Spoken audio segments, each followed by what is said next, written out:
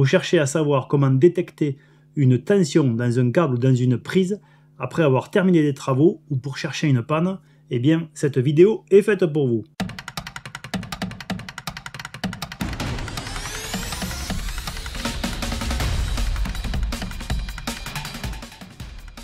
Dans cette vidéo, je vais vous dire comment on fait pour détecter la phase et le neutre dans une prise ou dans un câble. Ça sert dans bien des travaux électriques. Et qui dit détecter de la tension, dit instrument de mesure, avec ou sans contact. Je vais vous parler des deux. Mais avant, pour la couleur des fils entre la phase, le neutre et la terre, ainsi que pour savoir à quoi ça sert, je vous renvoie vers cette vidéo que j'ai réalisée il y a peu de temps. Donc aujourd'hui, je vais vous expliquer comment mesurer la tension et comment différencier la phase du neutre dans une prise. Pour ça, j'ai réalisé un petit montage avec une prise électrique et une rallonge, et cet ensemble se défait facilement. Tout ça, c'est pour l'exercice. Et je vais commencer par le multimètre. Alors le multimètre se présente comme ceci. Il y a deux câbles et ici deux touches qui sont protégées avec ici des embouts. Ça, c'est pour aller dans des prises qui sont profondes, et ça, c'est pour éviter d'avoir un contact involontaire entre plusieurs câbles. Parce que effectivement, si on touche deux câbles avec la même touche, on peut faire un court-circuit. Donc, quand on a ici la protection, on ne peut toucher qu'un seul câble, ou tout du moins, on limite la surface de contact. Et ici, donc, une couleur différente qui va ici sur des broches différentes. Le seul qui va toujours au même endroit, c'est ce qu'on appelle le point commun, ici. Et ensuite, en fonction de ce que l'on veut faire, puisque c'est un multimètre, on va brancher le fil rouge en fonction de ce qu'on veut faire. Ici, on veut mesurer une tension, donc on va se connecter ici. Et ensuite, on va choisir ce qu'on appelle le calibre. Le calibre, il est ici. Donc, on a la tension ici, avec des volts continus et des volts alternatifs. Et on va se mettre ici sur la gamme alternative 600 volts. Pourquoi 600 volts? Parce qu'en dessous sur le calibre c'est 60, donc c'est au-delà de 60, ce qu'on va mesurer fait entre 220 et 240 volts, ça dépend des réseaux. Donc on se met sur 600 volts. On voit ici marqué AC pour alternative courant ou courant alternatif, puisque le réseau domestique est en courant alternatif. Attention parce que sur ce genre d'appareil, par exemple ici, il y a 600 volts aussi, mais en courant continu. Donc on n'est pas sur du courant continu, on est bien sur du courant alternatif. Et donc une fois qu'on a calibré, qu'on a mis les bonnes touches au bon endroit, on est prêt à mesurer. Pour ça, sur certaines prises, il est impossible de passer à travers. C'est ce qu'on appelle des protections pour enfants. On ne peut pas passer à travers, c'est impossible. Il faut décapoter. Donc, on décapote la prise et on arrive ici avec le fil bleu qui est le neutre, le fil vert et jaune qui est la terre, la protection, et le fil ici marron qui est la phase. Pour repérer la phase, rien de plus simple, on va mesurer la tension qu'il y a entre le fil jaune et vert, qui est le fil de terre, le fil de protection, et un des deux fils. On va aller directement au bon, c'est-à-dire au marron. Normalement, entre la terre et la phase, il y a 220 volts, approximatif. Ici, il y a 0, c'est normal, parce que ce n'est pas branché. Je vais la brancher. Voilà, c'est branché. Donc maintenant, je peux utiliser la cosse rouge ou la cosse noire indépendamment, puisque c'est de l'alternatif.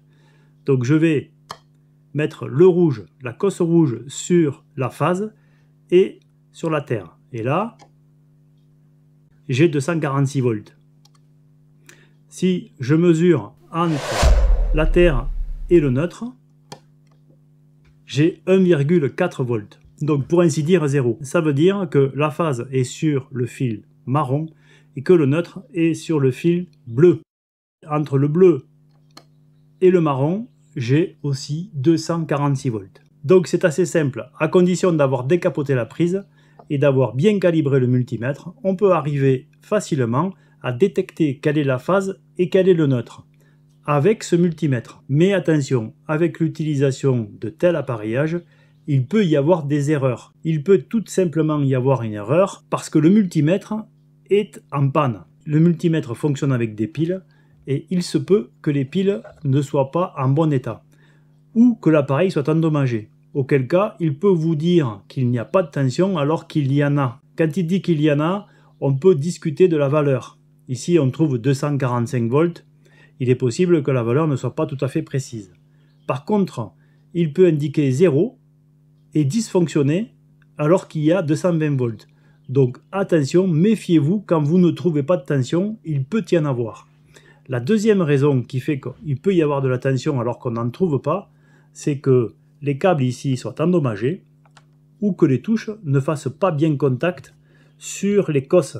Et à ce moment-là, on ne trouve pas de tension alors qu'il y en a. Donc quand on utilise un multimètre, on peut remettre en cause la valeur que l'on trouve, mais si on trouve une valeur, ça veut dire qu'en termes de sécurité, on est bon, on sait qu'on a de la tension, donc on va faire, entre guillemets, attention. Quand on ne trouve pas de tension, on pourrait penser qu'il n'y en a pas, et des fois, il y en a, pour les raisons que je viens d'expliquer. Maintenant, on va utiliser ce petit testeur qui est sans fil. Alors, on va l'allumer déjà. Voilà, il est allumé. Il fonctionne avec 2 piles, et il a un mode qui est simple ou sensible. Quand il est sensible, celui-ci, il est éclairé. En fait, sensible, ça veut dire qu'il a une gamme de mesure qui va de 12 à 1000 volts. Et en dessous de 48 volts, il faut mesurer avec le mode sensible. En dessus, on peut mesurer avec le mode normal. Donc là, on est en mode normal et on va voir ce qui se passe quand on approche ici.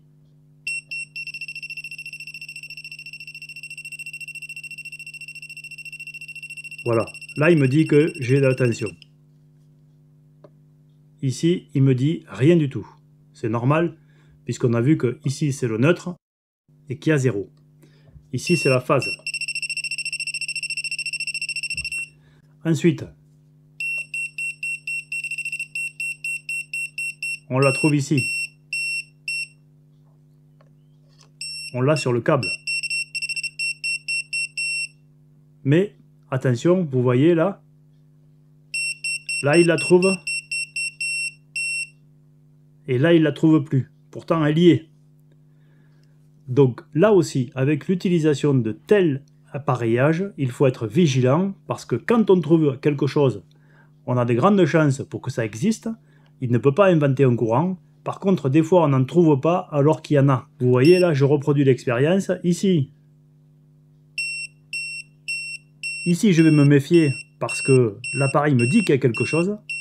Mais si jamais je me contentais de faire la mesure ici, et que je ne me sois pas déplacé, et bien ici, il ne trouve rien. Et comme il ne trouve rien, je pourrais me dire, eh bien, il n'y a pas de tension. Alors qu'en déplaçant de 3 cm, il trouve quelque chose.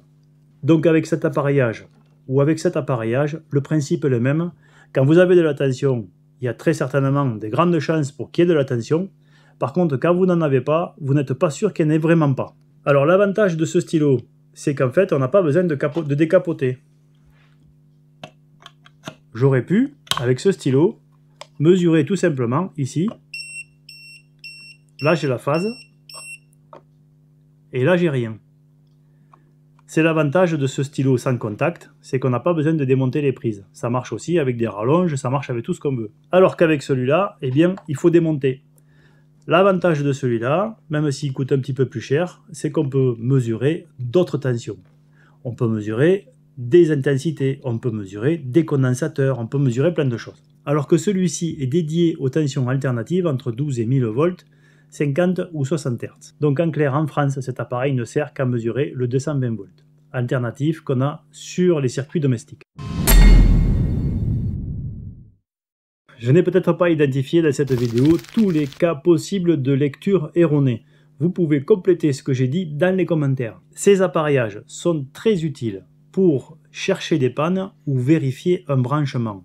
Mais attention, pour travailler sur des câbles, pour connecter des câbles, il faut absolument couper l'alimentation en amont, que ce soit au compteur ou sur le tableau. Il ne faut jamais travailler sous tension. J'ai réalisé une vidéo où j'explique comment brancher une prise de 120, c'est par ici. Si vous voulez d'autres sujets électriques, n'hésitez pas, c'est dans les commentaires. Et pour voir le prochain épisode, n'oubliez pas de vous abonner, c'est par ici, en cliquant sur la notification, on bricole ici tous azimuts. À très bientôt.